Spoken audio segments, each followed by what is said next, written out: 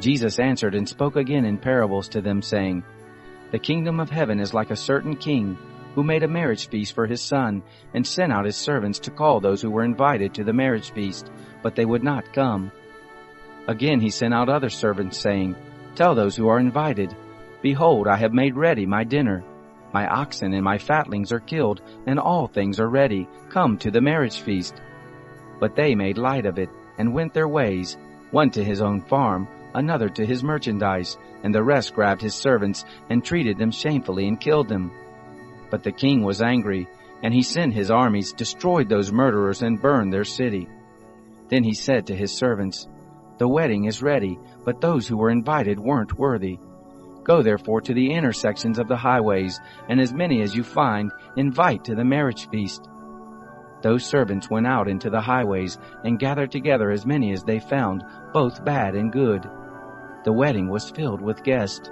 But when the king came in to see the guest, he saw there a man who didn't have on wedding clothing. And he said to him, Friend, how did you come in here not wearing wedding clothing?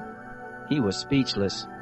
Then the king said to the servants, Bind him hand and foot, take him away, and throw him into the outer darkness. There is where the weeping and grinding of teeth will be. For many are called, but few chosen. Then the Pharisees went and took counsel how they might entrap him in his talk. They sent their disciples to him along with the Herodians, saying, Teacher, we know that you are honest and teach the way of God in truth, no matter who you teach, for you aren't partial to anyone. Tell us, therefore, what do you think? Is it lawful to pay taxes to Caesar or not? But Jesus perceived their wickedness and said, Why do you test me, you hypocrites? Show me the tax money. They brought to him a denarius. He asked them, Whose is this image and inscription? They said to him, Caesar's. Then he said to them, Give therefore to Caesar the things that are Caesar's, and to God the things that are God's. When they heard it, they marveled, and left him and went away. On that day Sadducees, those who say that there is no resurrection, came to him. They asked him, saying, Teacher, Moses said, If a man dies having no children, his brother shall marry his wife, and raise up seed for his brother. Now there were with us 7 brothers. The first married and died, and having no seed left his wife to his brother. In like manner the second also, and the third to the 7th. After them all, the woman died. In the resurrection, therefore, whose wife will she be of the 7? For they all had her. But Jesus answered them, You are mistaken, not knowing the Scriptures, nor the power of God. For in the resurrection they neither marry, nor are given in marriage, but are like God's angels in heaven.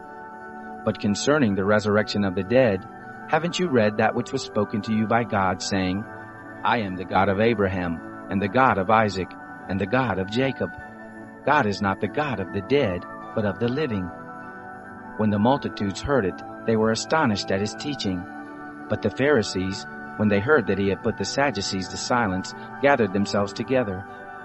One of them, a lawyer, asked him a question, testing him. Teacher, which is the greatest commandment in the law? Jesus said to him, You shall love the Lord your God with all your heart, and with all your soul, and with all your mind. This is the first and great commandment.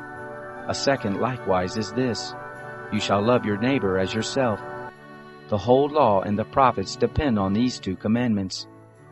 Now while the Pharisees were gathered together, Jesus asked them a question, saying, What do you think of the Christ? Whose son is he? They said to him, Of David. He said to them, How then does David in the Spirit call him Lord, saying, The Lord said to my Lord, Sit on my right hand, until I make your enemies a footstool for your feet. If then David calls him Lord, how is he his son? No one was able to answer him a word, neither dared any man from that day forth ask him any more questions. Thank you for studying the gospel of Jesus Christ with us. Subscribe and hit that bell to follow each daily chapter. You can find a transcript of this gospel and many other free resources at www.holytruth.org. Be blessed in the Lord and stay prayed up.